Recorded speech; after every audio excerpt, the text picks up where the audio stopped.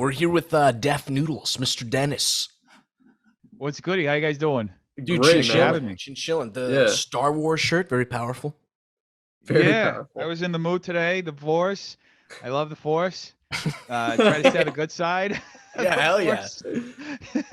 Dude, very crisp. Bro, were you, I hate to bring this up because it's so damning, but you were Yeah. 15 minutes late to this interview. Were you working on, working on something crispy? I was, I apologize for that. I was working on something crispy. I don't know if it's actually pretty sad. People have been sending me all day the stuff that's been happening with Gabby Hanna. I don't know if you're like been Dude, following We were just we talking literally about it. saw, We're yeah, just talking I was about going it. to get your opinion on that. Yeah, so it's like it's kind of crazy. I even talked about it on my podcast. I avoided like talking about it or covering it like on my as like a news thing because I still do like news stuff, but I avoided doing it because I just feel like she's going through something. And this morning, apparently, I had no idea. This like dude didn't break into her house, but was live streaming outside her house, and then she invited this like stranger into her house. And then the guy was like filming TikToks in her house. He's like walking after her. She's like filming 100 TikToks an hour. And then and then she realizes that the guy is like knows who she is because at first he said he just wanted to use the bathroom. He didn't know who she was, and she realizes because she was getting tagged on his account and he was posting TikToks. She like realized he knew he had lied to her, and she's like in the TikTok, she's like I realized that you just lied to me. Like get the fuck out of my house. Like bro, it's like fucking So wait, insane. did she think she knew him? No, she thought she was helping somebody, and he said he needed help like using the bathroom, and I guess she was just trying to be nice, right? But Oh, he lied to word. her. Yeah. And it's fucking insane. It looks like a horror movie, honestly. And then now he was just live streaming. So I was like watching to see what the fuck this guy was saying. I mean, to me, the guy is obviously clout chasing, but he's like flipping it as like, oh no, I was concerned. I wanted to see what was up with her and all this shit. So I was like, what the fuck is going on? Can I curse on here? Yeah, Yeah, for sure, for that's sure. all right. We try to wait 10 minutes before we start using extreme slurs because YouTube Oh, kind okay. of slaps a restriction on it. So hold Yeah. off on any extreme racial slurs Okay. for now. Yeah, Just For give now, us 10 for now. minutes. For Yeah. 10 minutes, yeah. Hold up. You know, Dude, you're sorry, Harris. I Go ahead, always go ahead, cut go you ahead. off. It's That's just all part right. of the podcast, baby. But dude, you're more entrenched in that YouTube shit than I am. You're like a actual like YouTuber. Based on like all the videos I've seen of her, do you think is she going through a mental thing or is she on drugs? Because I'm leaning towards like she really seems like she's on like acid or ayahuasca whenever she's Oh, like wow. filming that shit. And I've seen a lot of people get fucked up with that. Like, That's actually a good point. It could be. I mean, she's definitely smoking a lot of weed because from her previous videos and shit. Like, she has this like little weed box that she carries around, and you see it in every single video as she's filming. It's like on the ground or on the kitchen sink or the bathroom sink. But I don't know. There was also something I read. Somebody tweeted about it, said that she's going through a manic episode. And I watched back because I was like trying to see what the guy was doing in her house. And some of the stuff that she's saying is like actually pretty reminiscent of what Etika was saying. I don't know if you're familiar with Etika. when Yeah, when he was When he had a bunch of bipolar manic episodes, and he was saying like a lot of the same shit about like there's more to the universe and I'm God and like the energy and all this shit. And she's saying like some similar shit. So that's why I thought it could be something like that. Obviously, I'm not like in the position to diagnose it, but there's definitely like something going on. I don't know what it is, whether it's drugs or maybe it could also be maybe she's seeing that she's getting a lot of engagement and she's just like doubling down on it and like Well, I, dude, I I'm really sure don't it's know. hard because like she used to be. In my head, her audience was mainly like younger kids, but she did used to be huge. Like she used to be like kind of like Yeah. respected in the music scene, right? I mean, I'm sure part of it is like losing that and like dealing with that. That's probably like fucking her up a little bit too. Mhm. Yeah. I mean, she was like a massive, especially when she was in the Vlog Squad with David Dobrik. She was like massive. She would get millions on millions of views for her story times, and her channel was like always on trending recommended. I don't know if there's an aspect of like coping with like the falling off that's like maybe causing her to do this to get attention, but I think she's still pretty well off. I mean, she was at the height of her career. she was like pre-demonetization era, right? That she was like getting millions on millions of views, that the ad rates were amazing. Your videos weren't getting demonetized all the time. That's where she was like getting like 5 million views on a story time, right? So I'm pretty sure that she's very well off as far as money goes.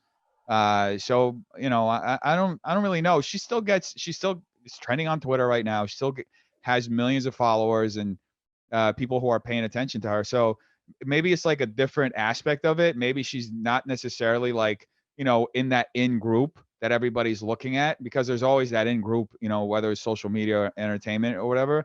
But she's still definitely, you know, sorry, my alarm's going off.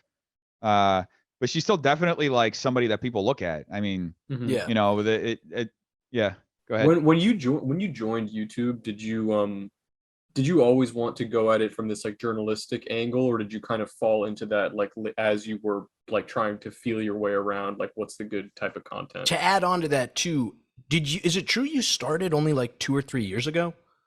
Yeah, so I did like my channel was like end of 2018. That's when I started it. Damn, dude. Yeah, That's but really the whole recent, story, yeah. yeah, it was relatively recently, but the whole story around it is when I lived in New York, I was actually building like YouTube channels and Facebook pages for like brands and rappers. Like I used to travel around with like rappers. Like I don't know how familiar you guys are with like hip hop and stuff, but there's like the Cool Kids in Chicago. There's Mikey Rocks, who's like one of the two.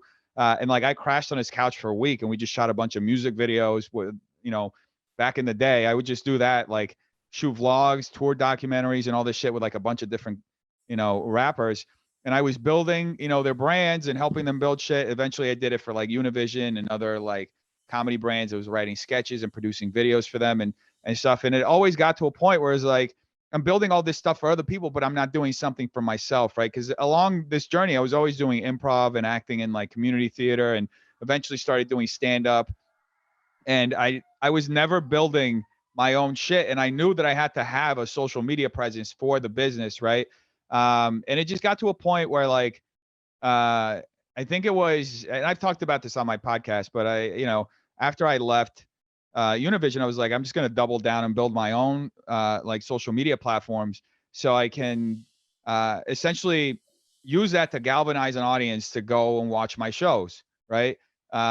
Because that was also really hard. And New York is so fucking competitive. There's so many shows all the time. It's so hard to get people to come out, right? Did you do? You're talking stand-up shows, right? Stand up, yeah. Did stand-up shows in New York? When I was there, I'm not a stand-up. I've maybe done stand-up 10 times, but the 5 times I did it when I was in New York, it was always shows where there was no audience. It was just 10 other comedians waiting to go up. No one like laughing, everyone like busy writing their own shit. It was just absolutely ass, dude. Yeah, those are the open mics. Open mics in New York are kind of miserable because it's just comics jumping from open mic to open mic so they can work on the material. But I've done like bringer shows where I had to bring like 8 people. And that's a lot. Like that's a lot of people to bring out, especially in New York, where like I used to host a show in this dive bar. It's the Grizzly Pear. It's down the block from the Cellar, and that just in that like 2-block radius, you have the Grizzly Pear, you have the Cellar, you have the Village Lantern, you have Greenwich Village Comedy Club, then you have like I'm probably forgetting like there are like 3 other more spots in like a 2-block radius. So like to have people come out to your show is like so fucking hard. Plus there are all the other comedy venues. Like New York is the comedy mecca of the world. Like just so many clubs everywhere. And it's hard. I used to bark too for shows. It's like, and that is like also, I mean, I would rather bark for shows. And a lot of people look down on comics who bark for shows, but it's like a rite of passage. I feel like every comic has barked for a show. Do you get paid? Can you explain what that is? What is barking? Do you get paid for barking, or do you just get a confirmed spot on the list? It depends. Like usually it was to get a spot, to get 5 minutes. So barking, for those of you who don't know, barking essentially is you go and you stand outside a comedy club, or depending on the club you're barking for, if you're barking for like Caroline's or like a bigger show, Caroline's is near Times Square. So you'd be somewhere like that's really populated, that there's a lot of foot traffic, and you're essentially trying to either sell tickets or convince people to go into your show, right? When I would bark in the Village, I would be like down the block from the club that I would be performing in, and just this would be like maybe 2 hours before the show, I would start barking to sell tickets, and then during the show I would keep barking if we didn't have a full house for some reason, and you just keep doing it until you fill out the show and you offer people free drinks or whatever. And I remember the best time that I ever like for barking that ever happened was like it started raining in the middle of it. It was like a hot summer day, started raining, like pouring, right? And I was like, this is great. And I started like telling people, yeah, like go in and, go hot, you get a free drink, get in. I got 20 people in the club. And then at that point, the producer was like, no, you got to stop giving people free drinks. So I was like, we want to pack the club, right? He was like, no, stop giving. Anyway, we got a few more people in there. But then the thing with barking is like, they want you, for the shows that I was doing at the time, at least, they wanted me out like even 3 minutes before I had to go up. So I'm like barking actively. And then they would like text me.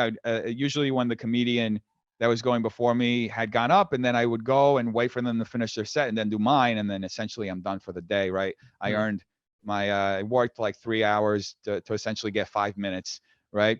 But it's a lot of fun. Like you can make barking fun. You can like, play around with people, joke around and do fun shit.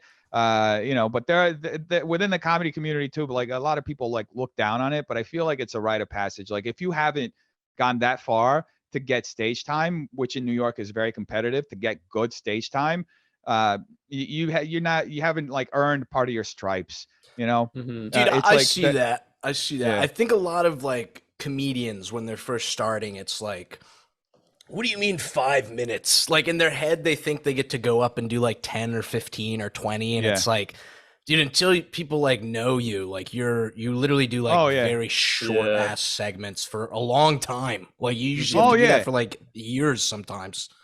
Especially in New York where it's like so fucking competitive. If it's like if you're doing like a smaller town, it'll probably be easier to get more time. But also part of the reason is it's just so hard to come up with a tight five. I remember I would write like 10 minutes worth of material at a time. Like maybe once a week, I would just write 10 minutes worth of stuff. I would shave it down to like 45 seconds. And that's how I would build my set, because I'd just be writing a bunch of stuff. And then I would just keep the good stuff. And then eventually I was like at 7 or 8 minutes, which is kind of like when you start getting close to 10 minutes, then you kind of have like a solid set, and you start having like things in your wheelhouse that you can pull out, depending on the audience you're performing for. And there are a lot of things that go into it too. Like when you first start getting spots in clubs, you'll get like check spots, which is like it's the worst spot, because it's like nobody's paying attention. Because they're all getting their checks. It's at the end. Everybody's drunk. Everybody's getting their checks. So like you're essentially telling your jokes to nobody, like the waiters who are not even paying attention, right? Because people are being distracted. Like you go say your punchline and somebody's like, how much do I tip you? You know what I mean? Like, so it's like, it's funny. So there are a lot of like hurdles to being a comic or like a working comic. And even then, like I know people have been doing it for over a decade and are like absolute masters of the craft, and still have a hard time getting booked because there's a political aspect to it, knowing the right people. But I love it. Like it's part of the reason why I built the club, that I just built a club in the front part of my office here in the space that I have. And I just want to do shows and go up as much as possible and work on my shit, because it's, I love it. I miss doing it. And the pandemic really like put a damper on it. And then the whole YouTube thing picked up. So I haven't had time to go out and do it. Well, so this is like my solution, like taking the Rodney Dangerfield route or the earthquake route. They built their own club so that they could like practice their shit. Like Dangerfield built his club so he could have the best bits when he went on Carson. Yeah. I want to do that too, but my version of it is I really like Subway, so I want to build a Subway if I ever get rich in my house. Yeah. Fuck the comedy club, bro. I just want cheap really sandwiches. Have it your way. Oh, I was gonna ask, did even during this time when you were doing stand-up shows, like were you already kind of like deep online? Did you feel like you already had an interest for things like YouTube drama and things like that, which seems to be a lot of what your content is now. That kind of, if I'm understanding correctly, that's kind of what like really puts you in like the On the public map, yeah. eye. Yeah. Is it, were It you is, yeah. already interested in that stuff? So I did like my introduction to YouTube culture was around 2016 and 2017. Oh, I don't great remember time. how Mm-hmm. it was a crazy time, yeah. Yeah. It was iDubbbz was doing the content cops. I remember those. Mm-hmm. Leafy was like a massive figure in commentary. It was like I guess the first commentary wave or whatever. And I it was coincidentally around the time that I left my job at Univision and I was starting to do my own videos. And they were mostly like I was mostly reacting to memes and like weird stuff online. And you know, I was just trying to figure out what my voice was as far as being a YouTuber. And I didn't even understand the YouTube algorithm itself. You know, later on, I started when I moved to LA. I met a bunch of YouTubers, and I kind of working with them. I started understanding how the algorithm works and how you necessarily like you kind of niche down on your content and then broaden it as you go up, right? Um, so that you know that all kind of played into the way that my channel evolved because you know I had a channel before it, right? When I was in New York, I had a channel where I would post like a video like every single day that was very similar to what I'm doing now, but they were mostly like commentary on being Brazilian, right? Because I'm from Brazil. That's like what I would talk about mostly when I wrote for Univision, like being a Latino in America, being Brazilian, and all this stuff. And that's a very like niche audience. Um, but I wanted to do like broader stuff.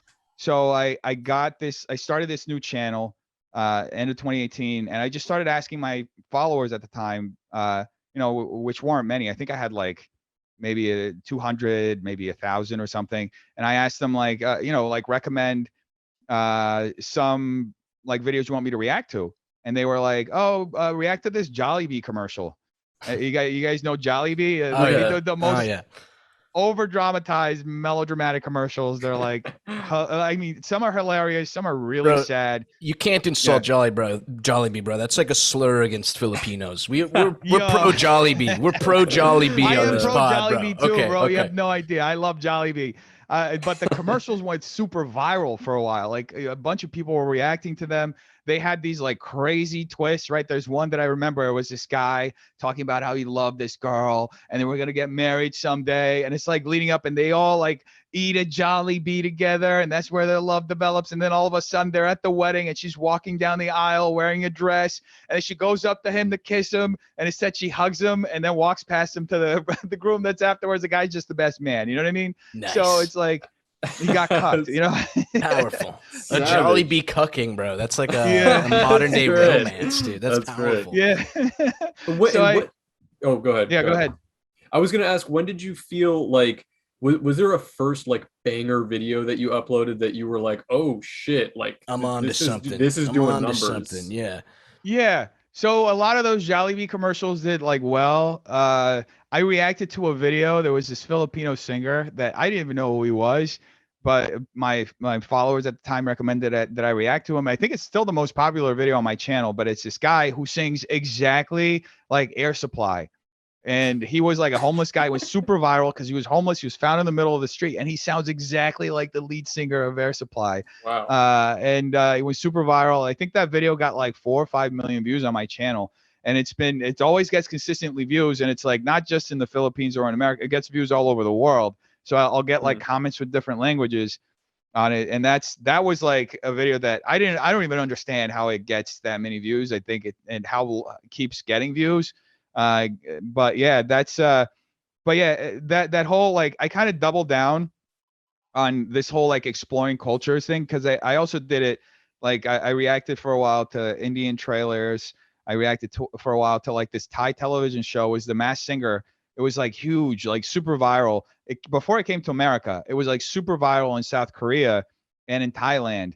And I reacted to a lot of those. And then eventually I was like, because I have a comedic background, I wanted to be able to start incorporating more of like the comedy that I do and like my lens, my perspective, right? Outside of just talking about how cool this stuff is that I was watching. So I think it was middle of 2019, I started trying different content. And it was like, at first I was reacting to memes and things that were trending and viral clips. And some of that stuff did well. Like I have a couple of videos that did super well, which were like, singers failing. And I turned that into like a series. So it's like, it's just it's videos of like, there's one video of Christina Aguilera. I guess she got like a spray tan and she started sweating, kind of like Giuliani, started sweating. Mhm. Oh But it's yeah, and it like, just looks like God, she's the melting a flop little bit. sweat, yeah, well, it Yeah, starts yeah. running down her leg, and it looks like she's, going through it. Exactly. Yeah, it looks like it's something happening. But yeah, so it's like different videos like that. There was a video of like Justin Bieber, like it looked like he pooped himself or something. It was like dumb shit like that. Nice. And Nice. yeah, so I think I'm gonna need clickbaited that it. link. Yeah, I'm gonna need that link Yeah. to that video. I think. Yeah. So that's Yeah. how I clickbait it. But then, and the views weren't consistent. I wanted to build like a community, a consistent audience. So I started looking at and like content that could help me have more of a conversation with my audience, and that didn't just feel like a top 10 list or something like that. Because those videos sometimes feel kind of impersonal, right? So I started. I think this was towards the end of 2019. I saw that there was this YouTuber, Onision. Are you familiar with Onision? Oh, am, Harris yeah. is a huge fan. It's Yeah, not- Harris. I know is a who he fan of is. I Onision. know who he is. Yeah. Yeah, so Onision was going through this phase where like this girl or woman who lived with him, he had like flown her across the country to move in with him, and she came out and made several allegations that he had like groomed her, and that because I think she was 16 when she first moved in with him, and then he and his partner ended up like having a sexual relationship with her when she turned 18. So it was like very messy. And it was also around the time that the guy who does To Catch a Predator, what's his Chris name? Hansen. Chris Hansen. Yeah. So it was around the time that he started interviewing all of the women who were talking about Onision. And I was like, oh, like maybe I'll look into this. But instead of looking at that solely at that aspect, like I wanted to look, like I said, for like something comedic. And it's hard to find something comedic in something that's so tragic and Mhm. like really awful, which is grooming or something happening like that. So I thought, okay, so I have to look at the target. The target is clearly Onision. This guy's a clown, right? So that's essentially what I started just using him as a target. And he was uploading like every single day a meltdown video, right? Where he was having a meltdown and he was like going full like lolcow, I guess, going full, like he was crying in his car. My legs falling apart. My wife kicked me out, like doing all that shit. And I started reacting to them like satirically, like saying, like, I was like, I'll just yes and all this shit. I'll just say like it's absolutely normal, even though Little it's not improv. normal. Little bit of Yeah, improv. exactly. Yeah.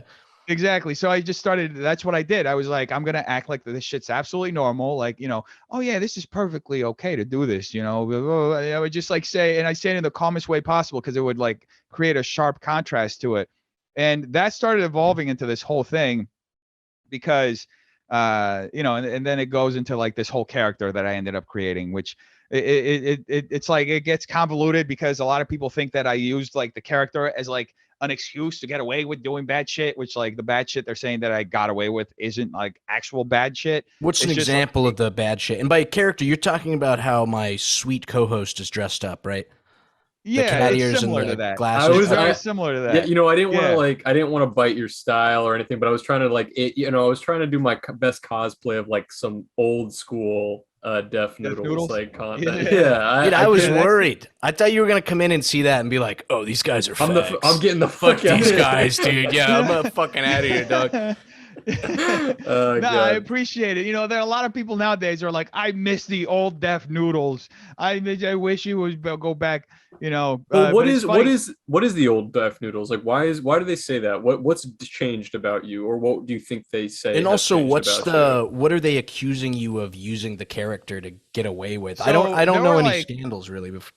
Yeah, so there were like, it started off, I think the first time they said that was I started sharing like news as a joke, because I started I coving. heard I started, nudes when you said that. I was like, wait Oh, a minute, nudes? wait a minute. Sharing News, okay, nudes. Yeah, news, sharing news, yeah. you? Yeah. I'm posting my dick pics all the time. It was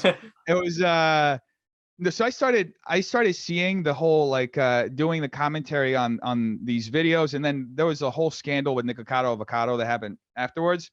And I started seeing, okay, maybe this is something that I could like explore, right? From like a parody news type thing. Like just covering these news, and like the whole irony and the whole joke of it is that I'm just a guy at home doing this. I shouldn't be considered like an actual news source, right? So I started covering these, and the first one that really went viral, that went like insane viral, was, and I did it in a super exaggerated way, right? Every the character I think was already blown out, which was, there was a whole evolution to the character as well, but and I can describe that later. But the viral moment on Twitter was, there was this video of Charlie D'Amelio vaping, right? And there had been like videos of her vaping that had been floating around for a year. She was, I think, 17 at the time, 17 or 16. This was like October 2020, I think.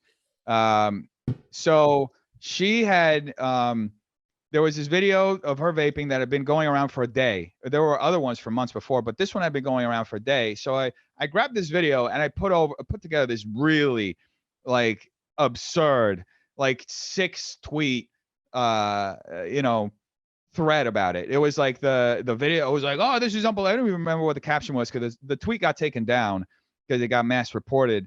But so it was like something, oh, this is absurd, whatever it is. And then in the follow-up tweets, I had shit like, yeah, this is what vaping does. This is blah, blah, blah. And then I contacted her parents, blah, blah, blah. It was like, obviously, like, you have to be insane to go to that length because you saw a video of a person vaping, right? Right. So what, they thought you were being serious? They thought I was being serious. Yeah. So okay. It went super viral because people thought I was being serious. So they were like, this guy needs to get a fucking life. Right. So that was like, and then I later went on this because it blew up so much. There was this other YouTuber who had a stream, and he was like, no, what he's doing is not a joke. This is actually who he is. And he's just trying to hide behind a joke. Right.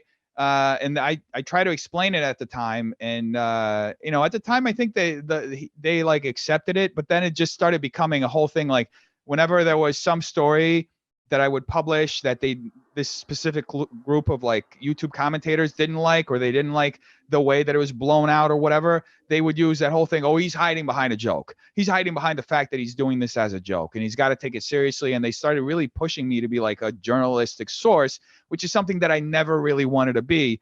And I even said this in another, like I did an interview like around that time actually, where I explained all of this. Like, I'm essentially like satirizing independent news coverage because we're attributing so much credibility to these individuals that aren't necessarily like following through with all the research, right? We're treating like me at home covering these stories like I'm fucking NBC. You know what I mean? I'm not NBC. I don't have the same journalistic standards. I'm just a dude. So it's like broader commentary on what's happening, right?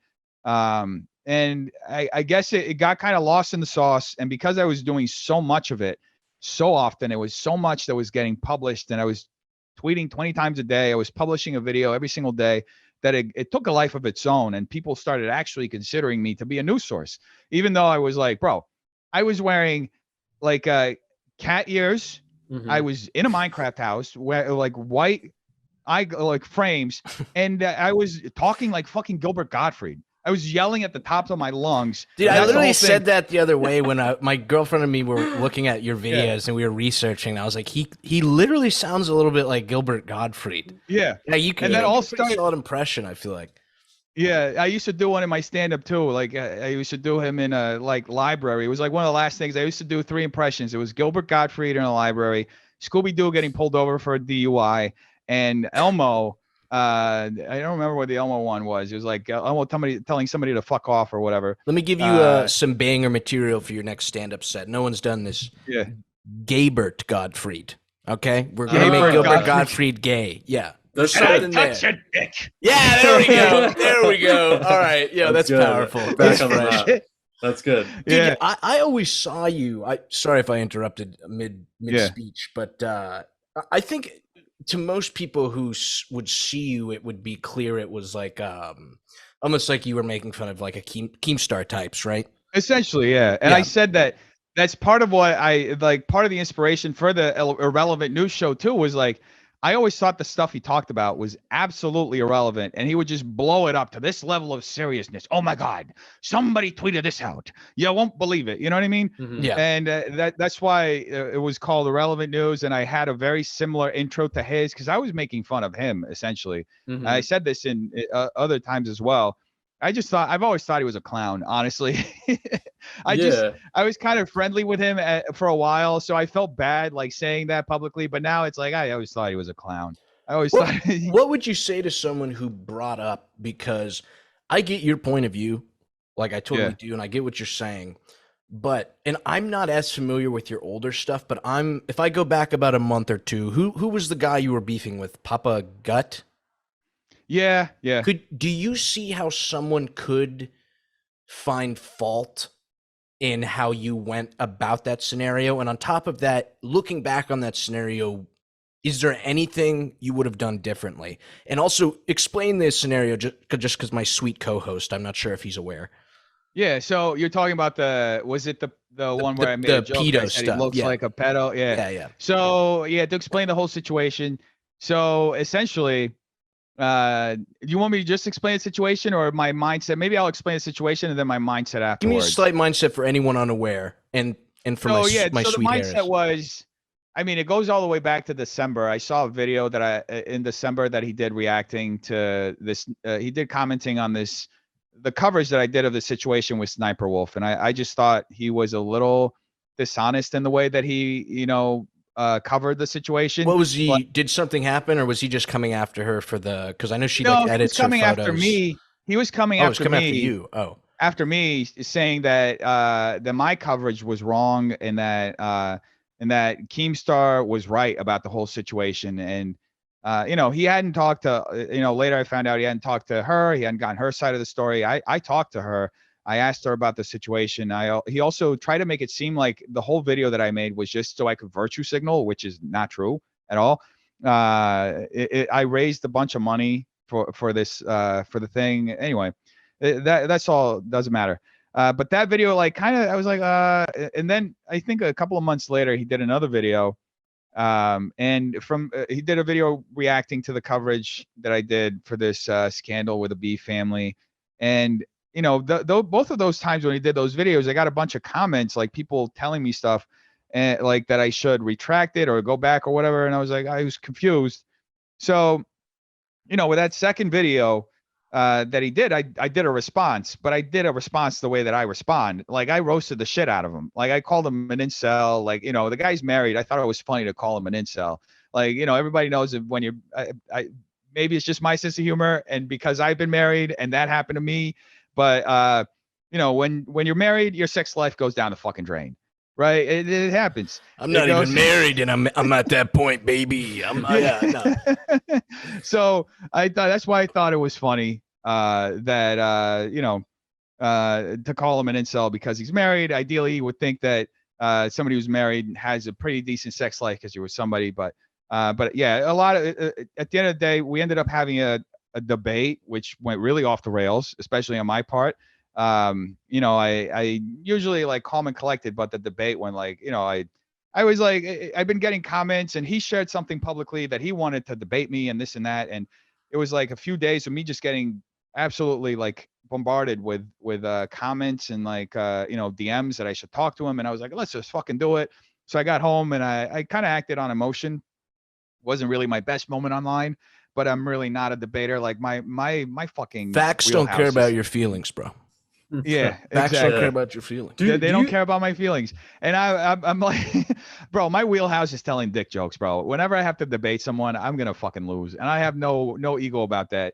Do you feel like a lot of this stuff is getting just like dredged up again because of the roast that happened, which kind of like put you on blast for some reason? I have a bigger conspiracy theory that I can tell you afterwards. The Jews. I can't really discuss it. Huh? The Jews. No, no.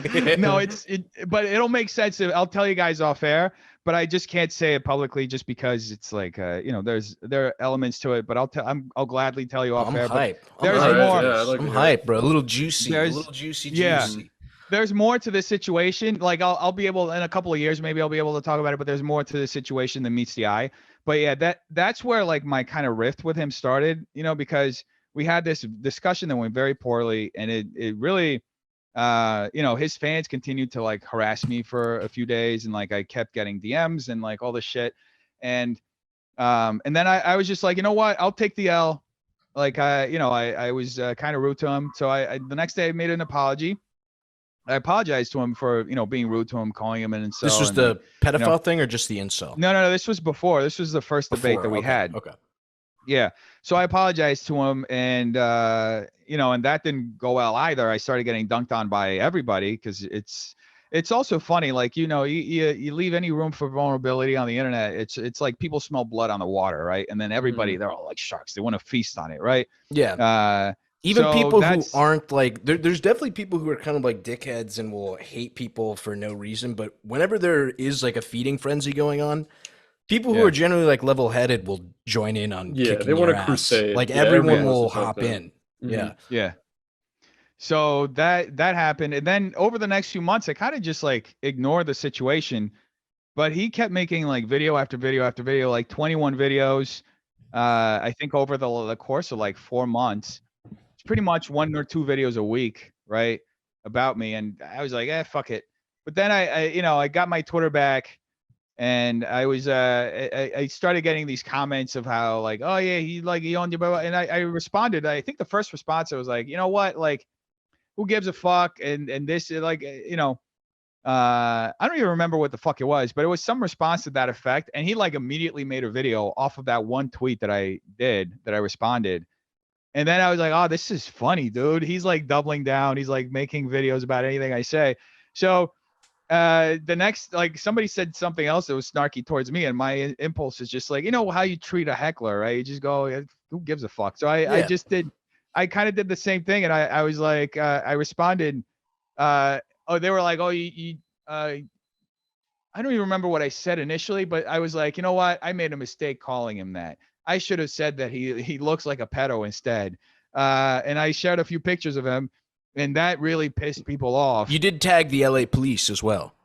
Oh, I tagged the FBI. FBI, that's in what the it was. thread. Yeah. Yeah, I tagged. I'm sure the FBI is like using all those resources they're using to catch all the terrorists and everybody to go look after somebody who looks like a pedo. I'm sure the FBI is like, oh, Papa got top of the list. I think a lot of people would be in trouble if that was like how they went If that after was true. pedophiles. Yeah. Like, Dude, yeah, you know what? was fucked.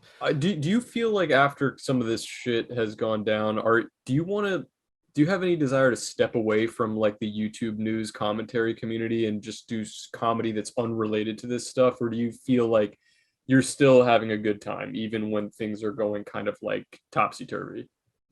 It's funny you say that, because I've been, since the beginning of the year, wanting to move on from just covering drama itself. Like, I started covering more like broader pop culture stuff. Like, I guess it was October or September of last year. And then I started incorporating more politics because I just have an interest in politics. And yeah, like I've been trying to step away from it. And like this whole era that I'm currently in, which is like a bunch of shit going, you know, with the live show, and it's kind of a gift and a curse, because my audience is kind of turning against me. But at the same time, I'm finally being able to, because the bar has been kind of lowered a little bit, I'm finally being able to just broaden what I do, and people are kind of going along for the conversation, even though unwillingly. But I've been trying to get out of the whole, like, I don't know, there's some situations that I just felt so icky, like covering or talking about, and I felt pressured because of the way the algorithm works, and because of the way, all these other channels are covering, I'm going to be suggested next to them. So it just, that's you know, there's a lot of groupthink that goes into being a part of that community. And honestly, I wanted to just move away from it, because it's so toxic, just dealing, even if you're not getting attacked, it's just so incredibly toxic that it just starts eating you up. Like, bro, I just always felt so bad. Like, somebody real issues quick, we do have 1 minute left, so you may get cut off. Okay, yeah, we can I cut totally right now then missed if you out. want. Can you hear her right now though? Now I can, yeah. Okay.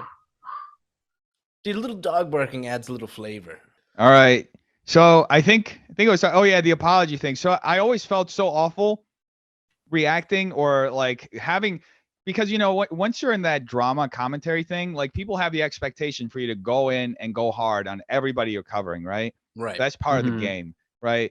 And a lot of the times when somebody's doing an apology video, you have to go in and go hard and just be really aggressive with your, whatever you're saying to, even if even if it's just jokes, like they wanted me to be like really ruthless and really tear people up. And I saw those were the videos that did best.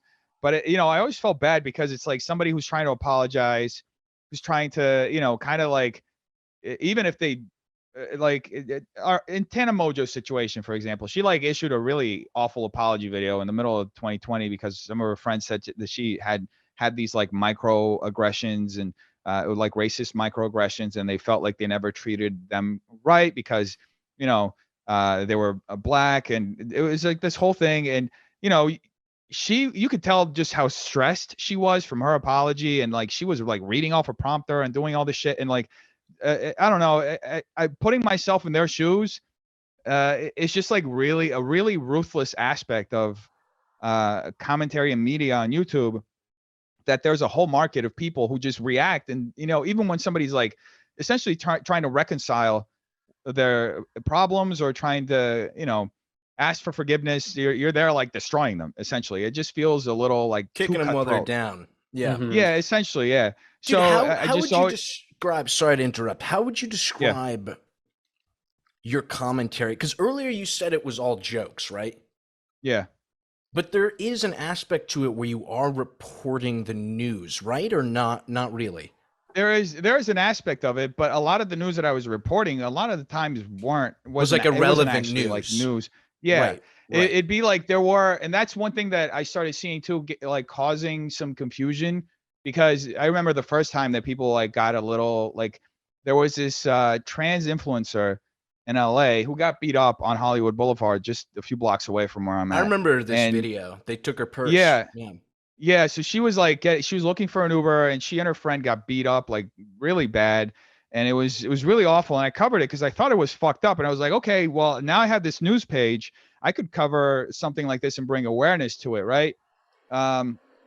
So that's where I started getting people like confused, because then I'm talking about serious topics. And I looked in, like, before I started doing that too, I started looking at like how Colbert or The Daily Show or like other shows like that would cover it. Cause they talk about serious stuff all the time. Colbert had a whole segment on Epstein before any of the Epstein stuff came out. Yeah. Right. Mm-hmm. So, and he made a bunch of like jokes about like Epstein being a rapist and a pedophile even back then. So I looked at that and I was like, okay, so it's possible to do that. It's just who the target is. So that's usually how I went like about my things. I was like, who is the target? If I'm covering a serious situation, make sure you make the clear distinction of who the target is so that nobody's confused, because the last thing I want is to add further harm to somebody who's already been victimized, right? Mm-hmm. Whether, even if it's just in ridiculing them in a video, I don't want to do that. You know what I mean? Or ridiculing the situation itself because the situation is serious. So always go after the target, the perpetrator, right? So that's usually how I try to do that. But there's a whole understanding apparently on some sides of the internet that comedy is just meant to be silly, goofy faces and, oh man, I just pooped my pants. Like you can't talk about like racial slurs. Yeah, or slurs. No. Yeah, there are a lot of people. Now you'd be surprised that my friend Steven, who's been doing comedy for so long, he's touring in New York right now. He's like an amazing comedian, and he's my co-host on my show, and he's like, there's a guy who said, oh, like he tagged Steven on a post and said, hey Steven, am I a comedian too if I change my Twitter profile to comic and then called Dennis the N-word? And Steven was like, are you fucking kidding me? Like like that's legitimately banger, bro. Yeah, it would kill at a comedy club 100%. Yeah, dude, hearing you not to interrupt again, I suck. Harris is used to being interrupted by me, but I could get why. I think a lot of the flack you got, and I'm not even talking about the recent stuff, but it does seem like you maybe should have been more clear, because the OG character, it was strictly irrelevant news. Mm-hmm. But then it seemed like you made it not even a new character, but you switched over into doing actual news. Right. Yeah, it started getting, I mean, do you see how that could confuse like haters though? How they could be like, yo, like what the hell? Like, Because I think Yeah. if you had stuck with the Keemstar type stuff where it was like totally irrelevant, I could see why this like Papa Gut guy or someone you called a pedo, like it would be like, dude, I'm joking. But like, because you do actual stuff, my point being is, do you understand why people got mad, or do you still think they kind of they just didn't understand? No, I understand where it comes from. I definitely do. And I tried my best to draw a distinction between what I do as far as like being comedically and like an actual like Brian Williams, who's like a nighttime news anchor, right? Right. And it sounds like you were almost even forced into doing, not forced, but it seemed like because you were trying to follow your nose in terms of what people were wanting to watch, it feels like you were even pigeonholed into having to do real news. Yeah, and just to be clear, like I wasn't covering like the hard-hitting news that you'd see on NBC. I was still doing a lot of like the irrelevant shit. I'd share like viral, I'd share like viral like clips and things that were going on. It was like, you know, Ray William Johnson, how he had like his YouTube show. And he would talk about like viral stuff or stuff that was going on. It was kind of the same thing, but like in clip format. It was like Tosh.0, but like stuff that was trending on Twitter that night before or something like that. So that's usually how it was. I wasn't really like covering hard hitting news. I mean, I did cover the insurrection. I was still doing the Minecraft cat bit. And the entire time I'm just like roasting all the people who are at the insurrection. Like, you know, how much like they're idiots or whatever it is. Right.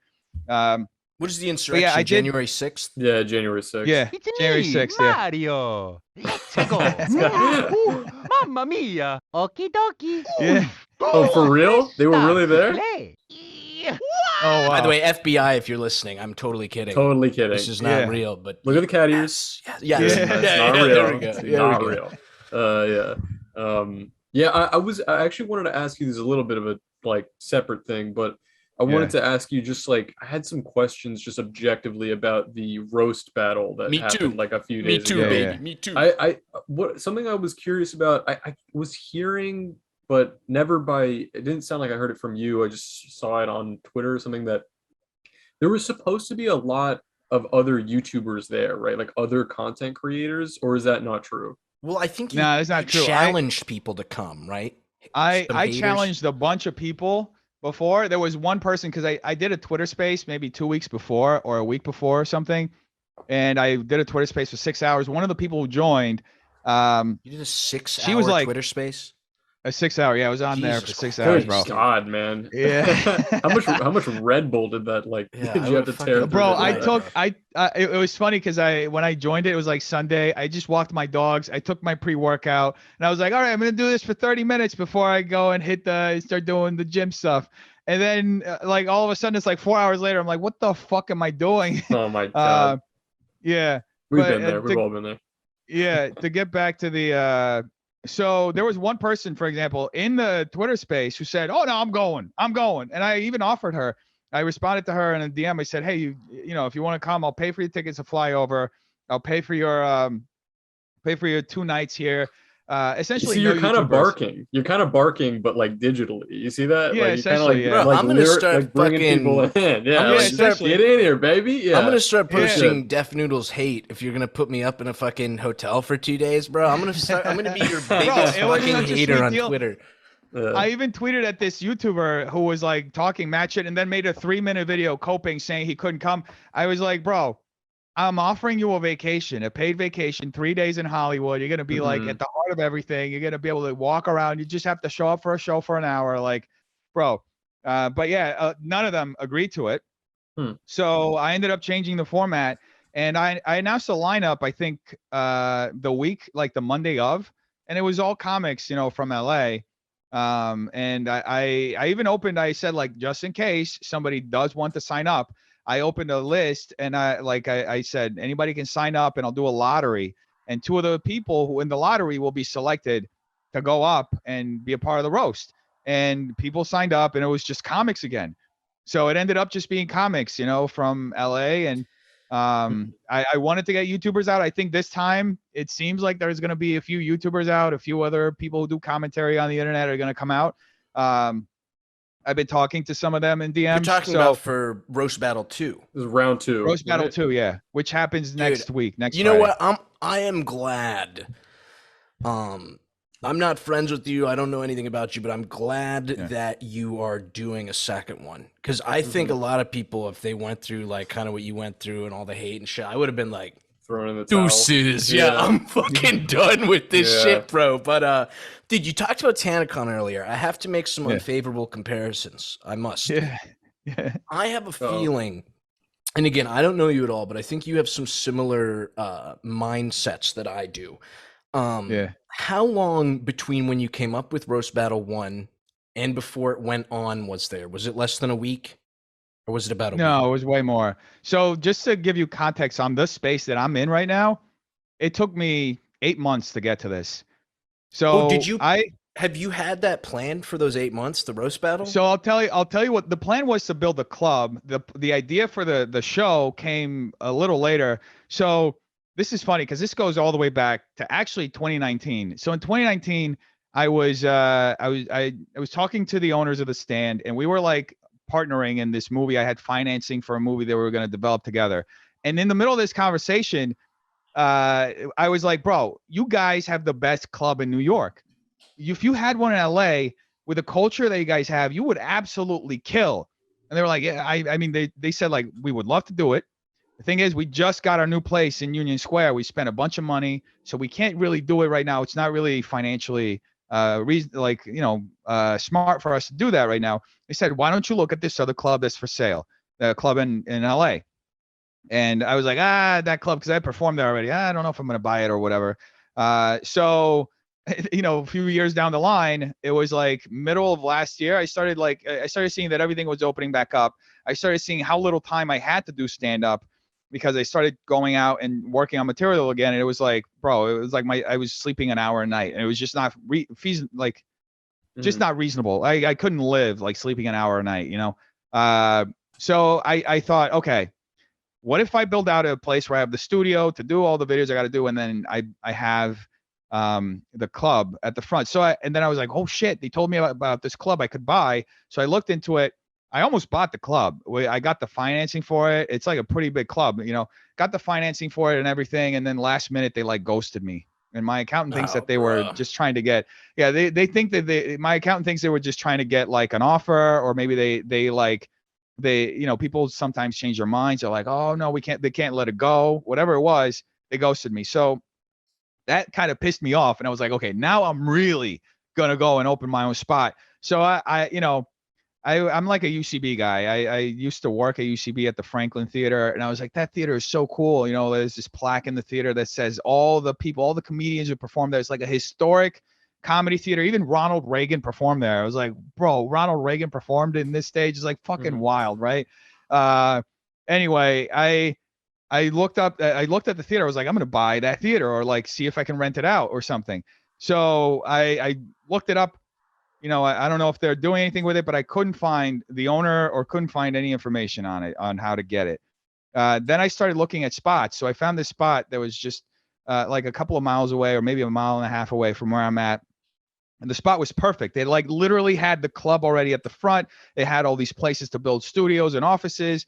And but the thing was, it didn't want to let me get a lease after they found out that I was going to build a podcast studio there. And they said, oh, there's somebody who has a podcast studio here already, right?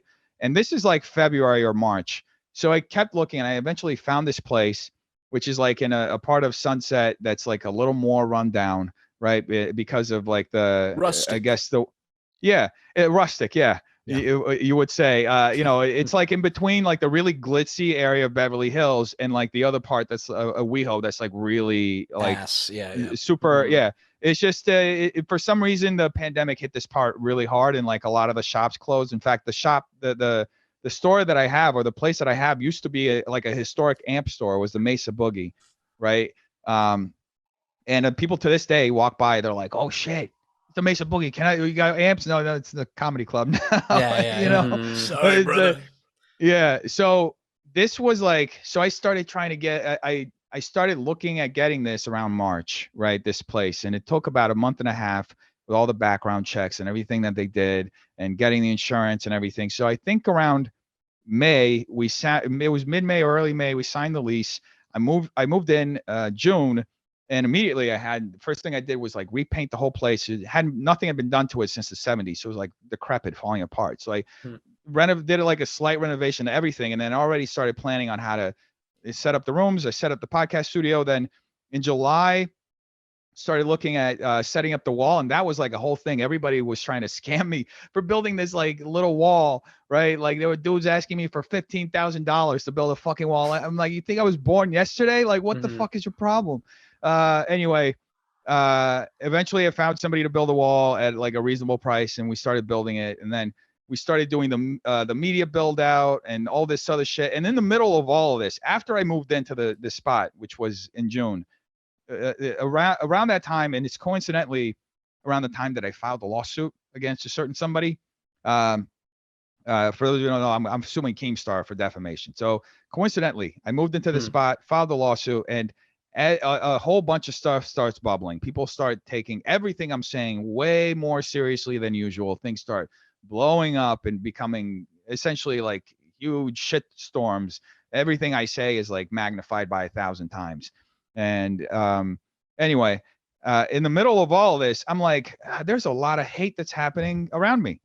You know, like maybe I can use the club to monetize this. Maybe I could have a roast battle, get all these people who are like shitting on me to come here, and we could put on a show. And instead of hiding behind, Twitter fingers or a screen on the internet, we can do it for real here. It'll be like boxing.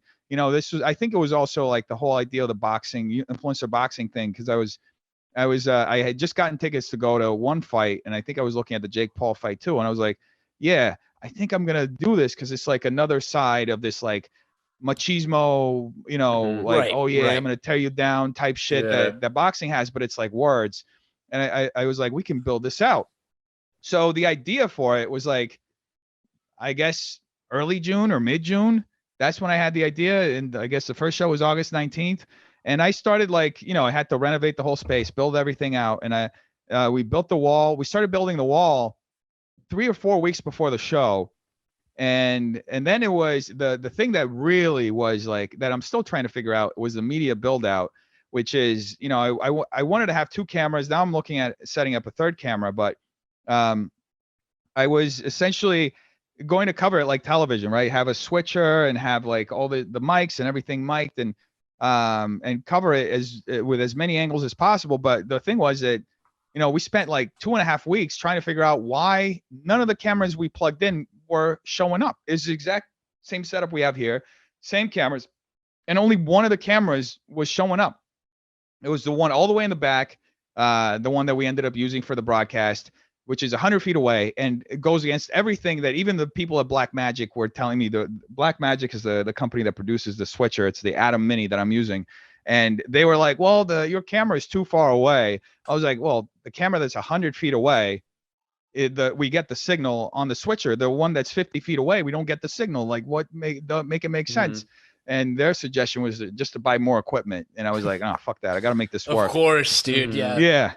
It was a far angle. Like I noticed from the stream, like it does feel like almost like a security camera. Security cam. Yeah. So that angle we were going to use when people go out into the audience to do crowd work, right? Yeah. The main angle is like similar to the angle that I shoot my videos in, which is like a medium angle, which is essentially from the waist up, right?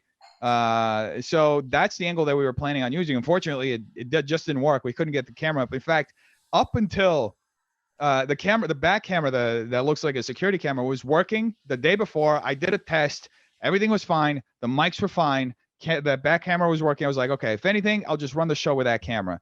I came up, loaded everything up 2 hours before the show. None of it was working. The camera wasn't working. The microphones weren't working. None of it. That's why we started 15 minutes late. Something happened. I don't know, with the computer or whatever, that none of it was working. And then the funny thing is that we were already late, and I was like, okay, I'm just going to throw a Hail Mary right now, restart the computer and see if everything works again. And I did that. And then the audio came back. So I was like, yes, the audio's back. At least people can hear now. And then I started just like opening and closing programs and like running different programs that Black Magic has. And then eventually that back camera came up. and then we were like, all right, let everybody in. Let's start like running it, right? Mm-hmm. So I mean, I've been doing it, like I've been doing shows long enough that I know that like Murphy's Law is like Oh, every time, dude. Yeah, every of course, everything that fucking can't go time. wrong will go wrong. Yeah. Even if I hadn't set a date for the show, like I would probably still trying to be figuring out shit. You know Yeah. what I mean? Like something, and Mhm. I still am. It's like, you know, sometimes you just got to tear the Band-Aid and kind of go with it, and then Mhm. kind Dude, of the, just roll the with the best punches. experience is doing it. Like, I think you're going to be Yeah. very well set for this second one. I do have to For ask, sure. though, because I am shocked, bro, that you did have that much prep time and planning, because the show did Yeah. seem a little thrown together. And I got to ask, Mhm. if you did have all this timing, why? I'm trying to think of saying this without offending this guy, because he's a good guy. But Just say it. well, there's a certain comic you had on there. I don't think he performed, but he showed up on stage, and he was a guy Harris and I went to school with. So as soon as he came out on stage, I was like, "Oh no, what's Who is going it? on?" You want to say off camera or? No, So long, Bowser. Thank you so much for playing my game. Yeah. he's part of the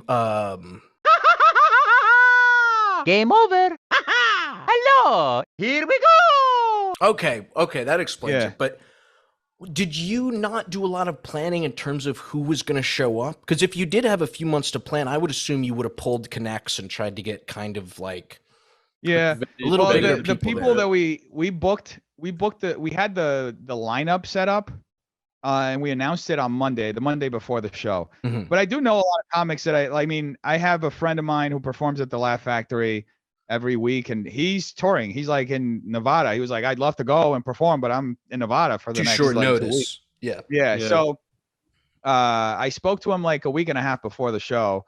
So yeah, I mean, it'll happen. I just spoke to somebody yesterday who books a lot of shows with like these big comedians, and you know, I think for our first show, I think we had some pretty good people there. It was, I mean, the crowd loved it. There was an aspect of like flying by the seat of our pants, but I think we went along with it. You know what I mean? This was also one thing that I think I would have enjoyed the show a whole lot more if I wasn't running tech and doing lights. I also had like the way that things work. Like one of my editors, who's trained on how to use a switcher and doing all this stuff, he's been out for like a week and a half or something. He's like dealing with a whole situation. And then my other assistant who was there, and I was going to have her help out with like the production side, because we were getting threats of being swatted and like all this other shit, she got too scared. So she was like, I don't know if I'm going to be here for the show. So she stayed as long as she could stay, but then she like got terrified and said, I'm going to leave. I can't. Right. Mhm. I know you did have some spies there. I think there were 2 or 3 people Yeah, that there on the were some stream they trolls. said, I was actually Yeah, going to show up because I live so close, but then I was like, I don't know enough about any of this. I would just Yeah. look like an asshole if I showed up. I feel Yeah, like if you ever decide to show up, just let me know. We'll put you on the list. I'd love to have you. Let's yeah, go. I'll bomb really hard so everyone looks like way Great. better. Yeah. Dude, how would you view, because I know a lot of people, I mean, I think they're mad because you were like in on the joke and resharing the video, but a lot of people were like, dude, Def, you sucked when you did yo, fuck Def's roasting abilities. But do you contribute that to, like you were saying, because you were so scatterbrained trying to take everything else? Or were you like, because dude, I do this so many times. Anytime I did stand up, I was like, 5 minutes, I'm so funny, I don't have to fucking pre-plan anything. I'm gonna go up there and kill, baby. But then my Yeah. mind will just like go blank, and I'm just like, oh no, dude. Like, what do you contribute your performance to? How do you view your performance? I mean, I said it on stage. I fucking bombed. So the whole thing was, if part of it was scatterbrained, it was like, I came out twice and the mics were completely shut off. And I forgot to shut them off, like turn them back on. So Did you there was do a lot going pre-writing on. though? Did you did pre-write jokes or not? No, Not I really. didn't, because I didn't even know who I was going to go up against. Right. I did think of some jokes when I saw it was her. Like for the 2 minutes, I thought of that Carrot Top joke, which like honestly, This it's is like Are you from Detroit lesbian woman? the Detroit. Well, I read her shirt. I was just honestly, I just started trolling her because the whole thing. Do you want to make out? The one that I said, I knew she was a lesbian, so I was Yeah. like, you want to make out? And then she was like, no. And then I was like, you're a lesbian by choice. Then it's like I was just Powerful. like trolling her a little bit. So yeah, I mean, I didn't write anything. I probably should have written for the next one. I'm gonna write. you know, I there's like this YouTuber who's like really thirsty who works for Keemstar who wants to go and battle me. So I'm gonna write for this one. But yeah, that one it was. I mean, I hadn't really been on like a stage. I mean, I did like a couple of mics over the last year, but I haven't really been on a stage like performing like in like years. So there's a little bit of like cobwebs and shit and rusty that you know, rustiness you get. Plus you're like doing the show, so you're not really like thinking about it. But yeah, I mean, I'm already looking at, I'm gonna do some mics and like other shows like leading up to it. I have 2 shows booked here this Friday. And I have like there are other things that, you know, I'm gonna do to just like booked at your event, like, or you're going to do stand up somewhere? Oh no, we have 2 legit shows here. We're gonna start booking out the place so that we have 2 to 3 shows every night, right? Like, oh, that's fresh. That's great. That's a good idea. Yeah. Are you not shitting yourself? Like I'm not famous. I'm nowhere near. I have no clout, but people buy like prints and shit and stickers from me. I put my actual address on it. People knowing your actual address with all the hate you're getting, how are you not like freaking the fuck out? Well, first off, it's a business location, so it's different. Even in terms of swatting with the security guards that I was talking to, it's harder to SWAT a business location. Also, because for the show specifically, I have the security guards at the front. They're gonna talk to security first before if they ever come in. Oh, and as far as like trolls, yeah, and as far as trolls, like doing something, I'm like I said today, as long as they're not doing something against like my patrons and people who are coming for the show or the people who work with me or for me, then I don't really give a shit. You can do whatever you want with me. I can kind of hold my own, but you know, I don't like, honestly, I'm not really worried about people. A lot of people like to bark, you know, they have a loud bark, but they really don't do shit, you know? So I'm not, you know, it's a commercial spot. It's not unheard of. I mean, it's part of the reason why I wanted to get the club in the first place, because I wanted to have a place that I can actively promote and bring people to and give them an experience, right? And there's this, I mean, there is the whole thing of the internet culture of people hiding behind the anonymity that they get so they can essentially like, you know, troll someone or try to destroy their lives. But, you know, because this is like a commercial spot, I end up winning in some sense because, you know, it ends up being publicity for the spot. You know, if they do something like, oh yeah, it happened at this comedy club and more people hear about it and know about it, you know? So it was, I kind of knew that going into it. Yeah, my personal home address is nowhere on the internet, and I'm very like, do you not live at the studio? No. Oh, no, I don't. Okay, that's why I was so confused. I thought you were like living in the studio and then turned half of it into a stand-up joint. Okay, that makes, dude, I'm fucking retarded. That makes way more sense. Yeah. Dude, we have a little surprise for you. I do have like 2 or 3 more questions I want to burn through, but we're about to hit that 10-minute mark, I think. But Harris and I wrote, you know, I think one of the big critiques I've seen about your roast thing is that no one knew each other. So it was so hard for them to do roasts. But Harris and I have today written 4 roasts about each other that we would like to DM you and have you read for us to roast each other. Okay, that you want makes me sense. to read your roast to you? Yeah. Did you ever watch Norm Macdonald, like Norm Macdonald live? Yeah, I didn't watch the show, but I watched him. I watched a bunch of his shit. He's great. He does this thing, and we're kind of biting this, where he like passes jokes to his guests that he's pre-written and just has them cold read it. And so we kind of wanted to do that, but send roasts that we wrote about each other. So I wrote them about Zach, and Zach wrote them about So you me. get to make fun of us. But before we do that, I did have one thing I wanted to get through, because I wrote down a bunch of intellectual questions. So I'm like, okay, I got to get to these, baby. I got to get to these. All right. One of them was, and I've had this happen to me sometimes, but I think Harris mentioned earlier talking about like whether or not you thought you needed to take a break or step away from the internet. When I was seeing you go through drama, I did see a few posts of people who were like, yo, Def, I'm a huge fan of you. I do think you need to step away. And I saw you react to some of those questions and comments jokingly. You know, you were like kind of being a little sassy, but do you think a lot of that is coming from a place of love, or do you think that's coming from concern trolling? Or do you think it's a mix of both? And concern trolling, for people that don't know, or because Harris, I know you're fresh to the internet autism, but concern trolling is where you pretend to like someone just so you can like get a dig at them, if that makes sense. Like, I really care Mhm. about you, but you're being crazy and you suck now. You know what I mean? Like, you don't actually like them. But Yeah. So I think it's a mix of both. I think it's also like, I do feel there was a lot of concern trolling happening at one point. It's really, I mean, it's always been funny to me whenever somebody does have those comments. I've been a fan since day one, but you're an absolute piece of shit. You should go jump off a fucking bridge. yeah, And yeah, yeah. da-da-da-da-da. Like, to me, it's always funny because, like, clearly you're either looking for a reason to hate me or there's like something else going on. You're just trolling. But yeah, I mean, I think that there's like the whole situation is just really convoluted because it like at one point people were giving me shit for changing the background. Like because I used to film my videos with a green screen, right? And for Mhm. about a week and a half when I first moved into the studio, I didn't have the wall set up where I now shoot my videos. So I was shooting them in the middle of my production office. And it's like it looks like a store. It looks because it used to be a store, right? There's like the countertop, there's like the wood panels behind me. It looks like a store.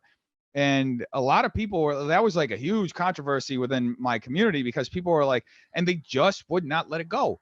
They were like really offended by the background and they just would not let it go. They're like, just go back to doing the video in the green screen, this and that. So there's an aspect of concern trolling. There's also an aspect of people just not, I guess, accepting change or wanting things to be how they were, which goes into something that I talked about recently too. It's like people see you or they kind of put you in a box and they don't want you to go beyond that box, right? So there's some of that going on. And it's funny because one of the videos is somebody made they like mentioned that and it was critical in his video. He talks about like your own fans are concerned because of this and that. And I watched. I was like, bro, like you moved to a new place yourself. Like imagine if you moved to a new room and all your fans are like angry at you just because you're filming in a different room.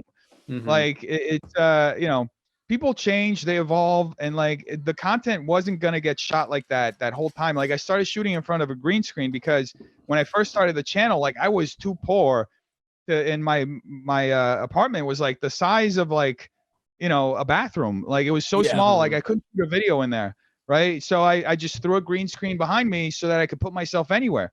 And Mm. but yeah, like realistically, it wasn't gonna last forever like that. Like I have to evolve and this is really it's something that I said, like this is where I'm finding out like who's along for the journey and who just like kind of just wants me to do the same old thing because at some point if you keep doing the same old thing, people lose interest. Mhm. Yeah. You know, Well, it like also sounds like from the beginning your plan was never to be news guy. It was to use this as a yeah, springboard for Mhm. to comedy. get into Yeah, comedy. Comedy. Yeah. Yeah. yeah. To Okay. have an audience to bring out to my shows, but it ended up I have an audience that I'm now bringing out to my own club. So Mhm. uh so yeah, that's always been the goal. And I mean, I have a friend of mine who's also a Brazilian comic in New York. His name's Thiago, and like we used to talk all the time because I was just starting it, and he was like getting pointers and like I shot a couple of videos with him where we went to Chinatown and we like pranked a bunch of people, and it's always been the goal to use this to bring people towards my comedy, right? And it just so happened that the news thing is what blew up and that's what and people started thinking of me as like a news anchor instead of a comedian even though I was doing the news as a joke, right? Right. Like the joke aspect got like missed and it just ended up becoming this like self-fulfilling thing because it became ammunition for the people who wanted to criticize me and make money off of the videos criticizing me that it's an easy comedians are easy targets nowadays, right? Because comedians will say outlandish shit. They'll fabricate shit because everything goes for a joke, right? Like Yeah. you'll go as far as you need to go to get that laugh, right?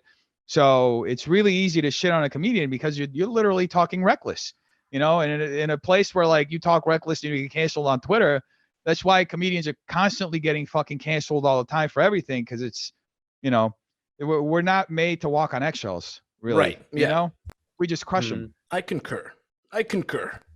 Yeah. Before we get into these hilarious roasts, Harris, did you have Yeah. anything you wanted to add, or you're good? Because I feel like I've been trampling all over you per usual. No, honestly, I think like that's been, I mean, I didn't know anything about it being your own club. I think that's really interesting and cool. And actually, I think that this whole roast battle thing that happened, I mean, I know there's a lot of like, it's just what it is. There's just a lot of bad publicity about this last one that just happened. But you know what?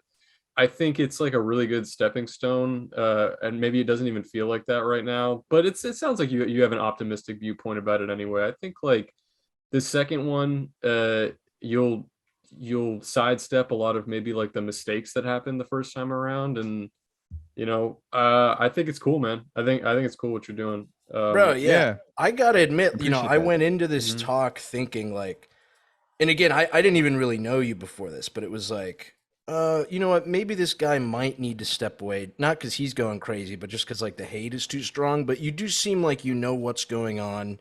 You seem like you have a game plan.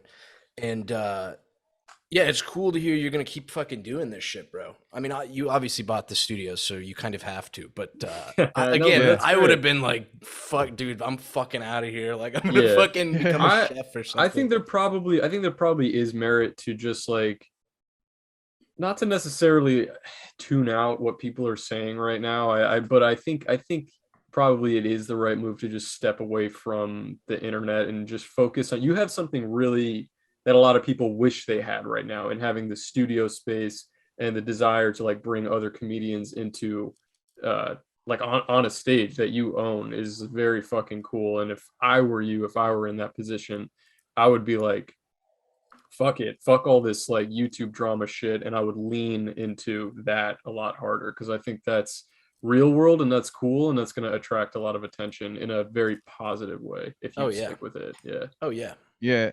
That's 100% what I'm doing. I mean, I am still like responding to shit because I'm honestly like on a You can't, total. bro. It's so hard not to I know, it's respond to hard. haters, It is bro. hard. But I guarantee you're gonna feel so much better if you start ignoring that shit, dude. Especially Yeah. when it's like Well, I do people it. with like I- 3 followers. Yeah. Well, on Twitter, yeah, I stopped responding to random people on Twitter. I'll just meme on them or something. But yeah, I'm focusing on building the club, and honestly, it's just really fulfilling to have it and to be able to do this. Like, I never even thought it was gonna get to this. So, especially considering like before the pandemic, I was fucking broke, bro, and I was like had We're both 30, there right now, $40,000 bro. and yeah, $30,000 in fucking student loan debt and all this shit. Didn't even know what the fuck was gonna happen with my life. But it, kind of all fell together. And I'm really grateful to be here. But yeah, I'm definitely, that's what I'm focusing on. And the way that I see all this stuff, I don't even see it as negative publicity. I see it as like people are talking about it. I mean, I've done so many great shows. I've done so many awful shows and so many different kinds of shows, and absolutely nobody saw it or nobody talked about it. Like you said, like you did a few like shows and there were only like a handful of people there. I've done so many of those shows, and this is a show that I did, and it, like, if I put together, it got tens of millions of impressions. If you put it all together, I was trending on Twitter nationally, number 19 the day of. One of the biggest YouTubers reacted to it. Moist We had like a Critical? whole conversation. Mhm. Critical, yeah. Yeah. We had a whole conversation about it. They were like, you gather up all the impressions. I haven't seen a comedy club or any other show get this on their first show independently without True. like a major studio behind them, get That's a good this point. level of impressions. You know what I mean? Mhm. So I what gotta we did play. is like, I'm gonna resend you the link just because it's about to cut off. But I have a Yeah. comment on that real quick. To close, before we get into these, I kind of Yeah. want your opinion on this, Harris, because this is something you can't really comment on because you need an outsider's perspective, Def. But Mhm. I feel like I could play devil's advocate slightly, because before we cut off earlier, you were talking about you were kind of happy about the trending, right?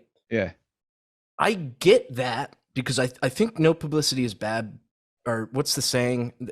No, there's All no publicity is good publicity? something like that. Something like that. yeah, that's- something to that effect. Yeah. Yeah. So I get that, but I know a lot of people are like, yo, this deaf guy's fucking retarded, dude. He's like happy he went trending because we're making fun of him.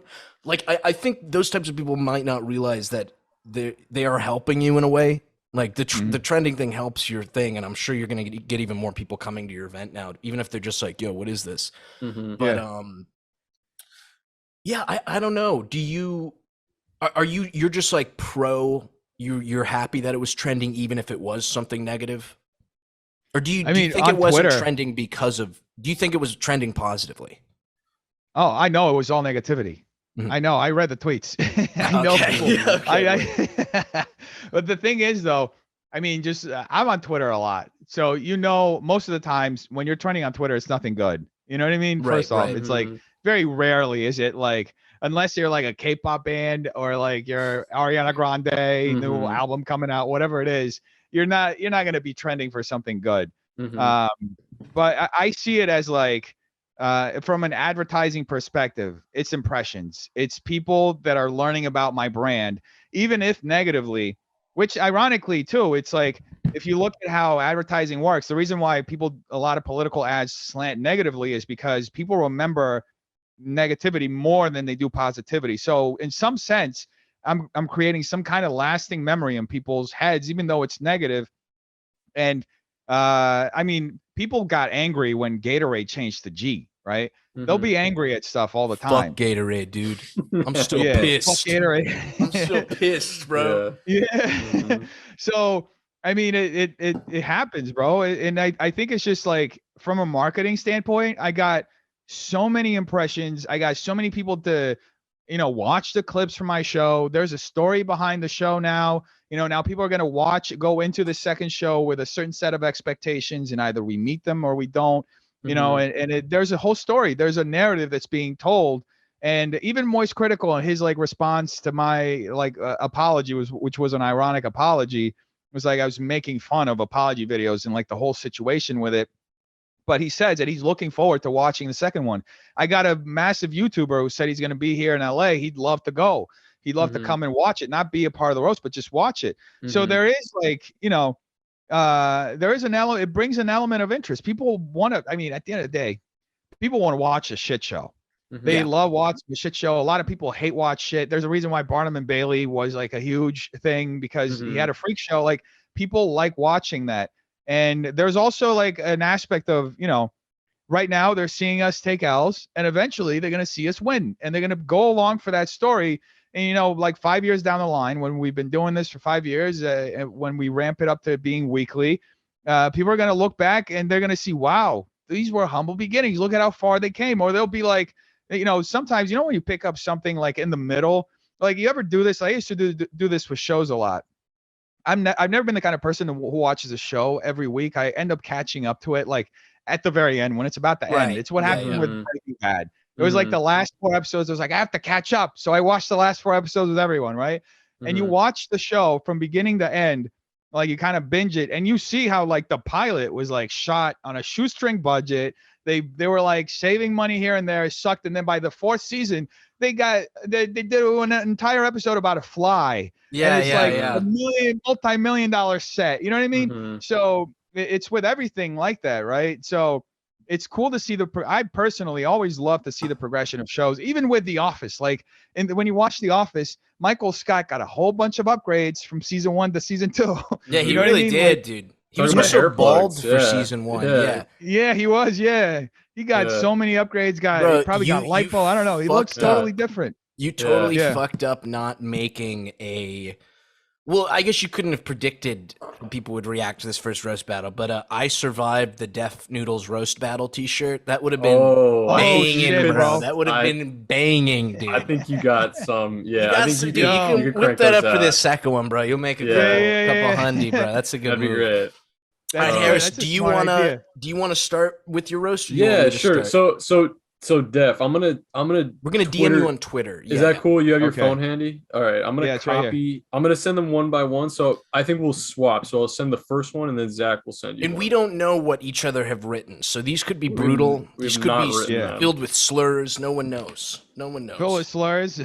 They don't want to get me canceled again. I had somebody go up on. I don't think you'll get canceled. 10 pages of the N-word have Deaf Noodles. I just sent you the first one. If you can see that.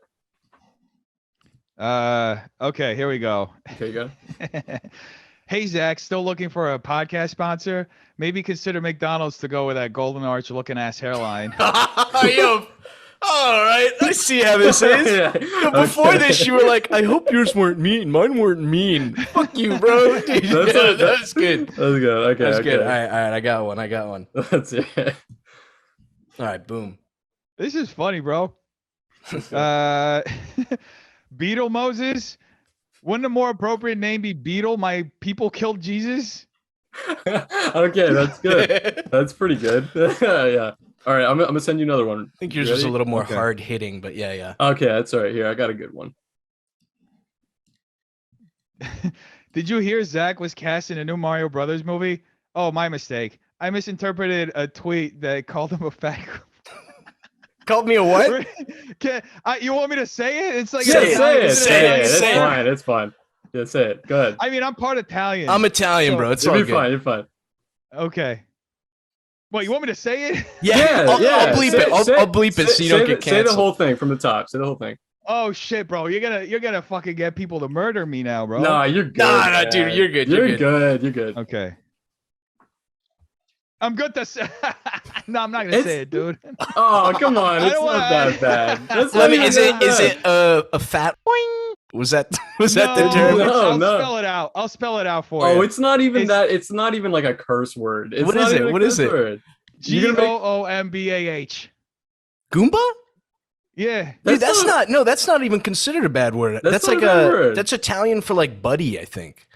Is it? Yeah, Hold dude, up, you're is that- freaking out. I'm telling you, dude. You I'm Google it. Google it telling real you, quick. it's not. It's Bro, it's. Also, bro, if I it said, makes you have no feel idea. better, if it makes you feel better, we got Vosh to say half of the N word in our last episode, so you're It says- totally good, bro. Look, it's a pejorative slang term, so it's not a slur. It's just a pejorative. It's like calling an Irish person like a Mick. Like it's not like Yeah. Yeah. Dude, Well, I thought can't. it don't was the word understand. wop, bro. You don't No, it's understand, a- bro. I have people reporting me, people watching the stream, like looking to report it. They're gonna clip it and they're gonna show it to me for the rest of my fucking life. Come All on. right, I- all right. I wish- I love. I Dude, love that. you joke. have my All right, all right, promise. Read it out from the top, but I will bleep it. I will Okay. bleep it when this gets Okay, posted. I okay, promise. okay. I promise. Right hand to God. What, you want me to say? I'm not- Yes. Yes. Yes. dude, say No, yes. I'm not gonna it. say. Okay, Come all right. on, bro. Come All right, on. it's so good. I can't. No, it's so I'm good. paying- all look, good. look, let me tell you something. I can't. I'm paying for this shit with brand deals, bro. I can't fuck up that shit up. Oh, All right, no all one's- right, all right, all right. I get the gist of it. I got the gist Okay, of it. It's okay, good. okay. All right. Go ahead. All Zach, right, you here's sending my one? turn. My turn. This one's a little wordy. All right, so strap in. Strap in. Yeah.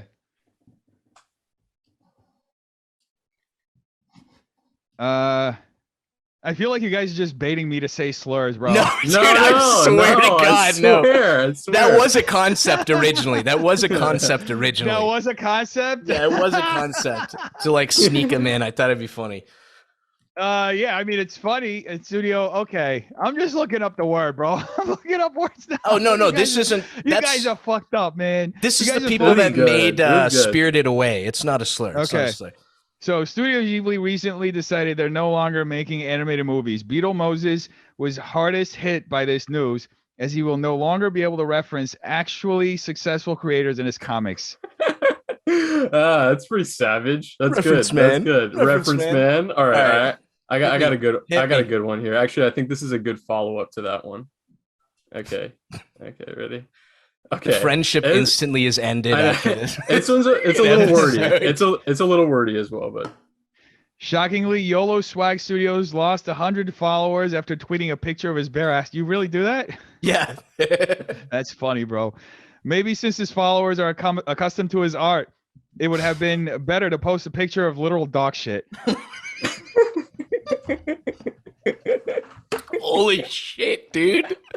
Bro, what the before this That was happened, good. you were like, That dude, was a mine good are one. not mean at all, bro.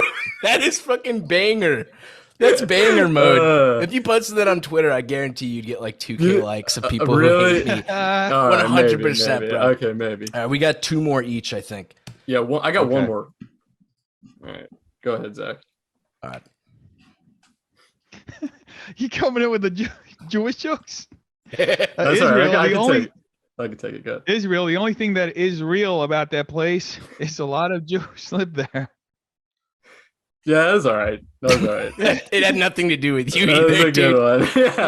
You can tell I was scraping the bottom of the barrel that was on a decent. couple of these. Okay, how about this one that I just sent? This is the last one that I wrote. Yeah, I got one left. All right. YOLO Swag Studios has become a target online for horrible, malicious, and violent death threats. And I want to come forward to say enough is enough. Can somebody just kill this guy already? Dude, you should fly in and do this fucking Dude, roast, bro. You're dude. fucking killing me, dog. Dude, Dennis is actually like killing it with the reads. Yeah, I think you're doing good you're doing a reads. great job. All right. All right, that's all I got. This is my final one. This is my final banger.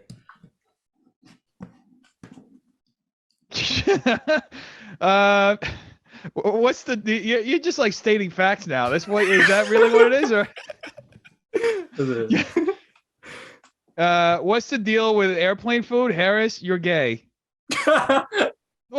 Get styled on, bro. You got me, bro. Damn, you fucking got me. I think you won. I think you That was won those, great. dude. Your Those first were good. three were fucking Yo, beautiful, dude. Dennis, I wish you read the Goomba one, man. That was such Dude, a yeah, I guarantee you, bro, not that a is bad not word. even a bad word. Dude, it's an enemy in Mario. That's what the mushroom guys are that's called. the They're joke. Goombas. That's- I know. the I just roast. well, I have to like.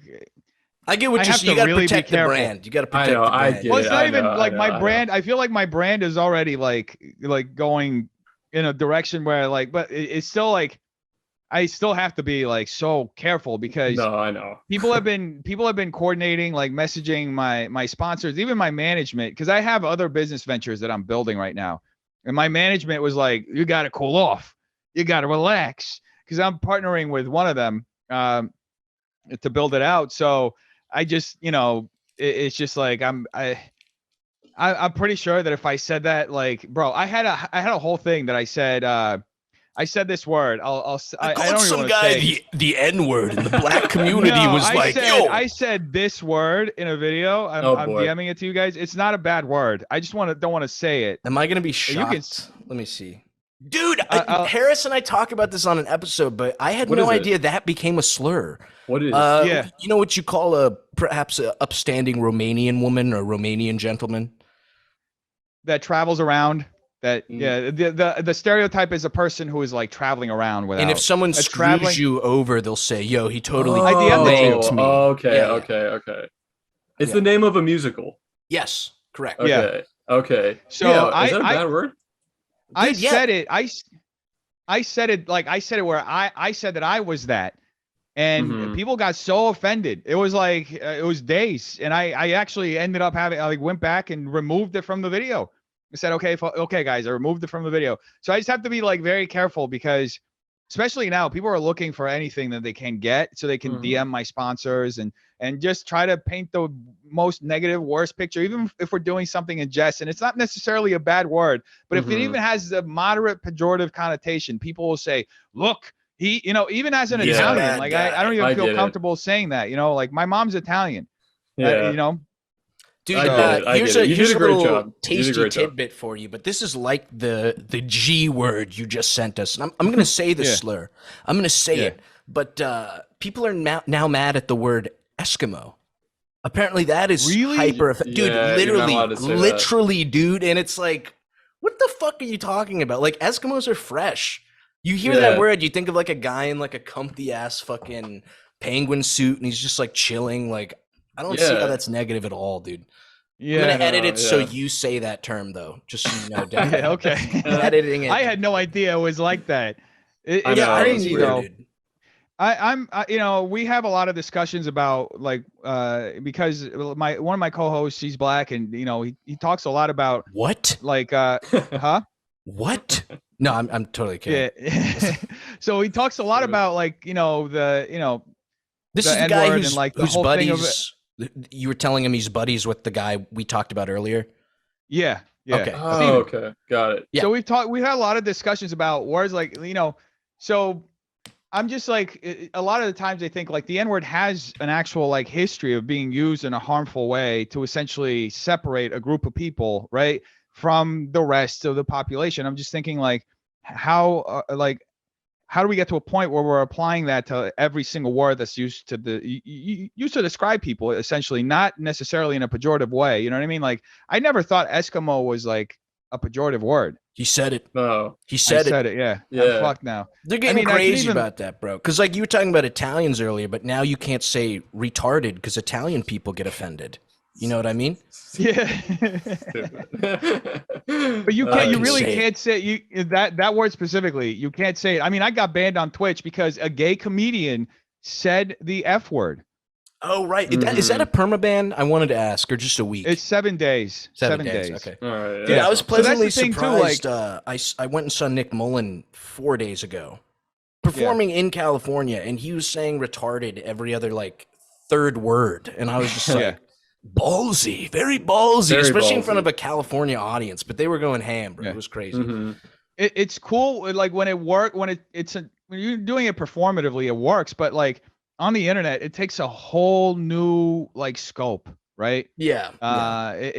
And especially when you're dealing with platforms like Twitch that look at your behavior off platform as well, and they use that as an excuse to ban you. That's why you have to be like extra careful. So like in that context, like I don't think there's something necessarily wrong about a gay comedian taking that word that's usually used to put gay people down and using it the way that she used it. She's gay. She gets the right to say it, right? So I don't know. It was just very that way I already knew it was like that, but it was a little eye-opening that not even a gay person could say a word about themselves that's that people usually use to put themselves down them down, right? But that's how far we've come. I mean, if somebody gets a soundbite like that of me saying anything that's even moderately pejorative, like that, they would 100% keep just pushing it and trying to make it. I can understand that. I know. Yeah. I mean, right now it just also feels probably like you're in the hot seat a little bit, and you know what I mean. Yeah. Which I don't necessarily think is fair. I think that it kind of got like a little blown out of proportion, especially after just talking to you. This has been a very like chill conversation. I mean, it doesn't, you know what I mean? Like, which I think people forget that there's a person on the other end of it sometimes. You know what I mean? And it's like all of this internet shit doesn't really matter or exist. You're trying to tell me the gay little people who live in my phone are real? They're not real. Come on, brother. Come on. Listen, when your club takes off, I expect you to use that word. Once you're allowed to say that word, I expect to hear that roast. I want to hear it straight from the horse's mouth, baby. That would be great. That would be great. Also, I give you free reign to use any of those, the outline of any of the jokes that we just sent you in your next roast battle. Not about me. Please, not about me. I'm gonna be roasting you across the screen, or whether you show up, I'll roast. Dude, I'm not even there, and I'm just getting fucking blown the fuck out in front of everyone. Like, dude, I would kill myself. That's great, that, dude. Well, listen, dude, this was crispy. Thank you for coming on. Where can the Cold Cuts fans find you? It's Def Noodles on Twitter and Insta, or Def Noodles everywhere. Yeah, that's pretty much all right, it. If you want to start clipping anything bad that he says, that's where you're going to want to go post it. You're going to go to that Twitter or that Instagram, throw a tag. No, you're good. I'm sure there are a lot of people who are going to love seeing any clips that you post. There are a lot of people who love it. Baby. Dude, I'm definitely gonna like fake market this and just clip you reading those insults on both of us and act like you're attacking us. I feel like we're gonna splice videos of us in, like, oh my god, I can't believe you saying that. Dude, like, Dennis, you are such an asshole. I'm gonna be crying. We were so kind. You right off the bat do this.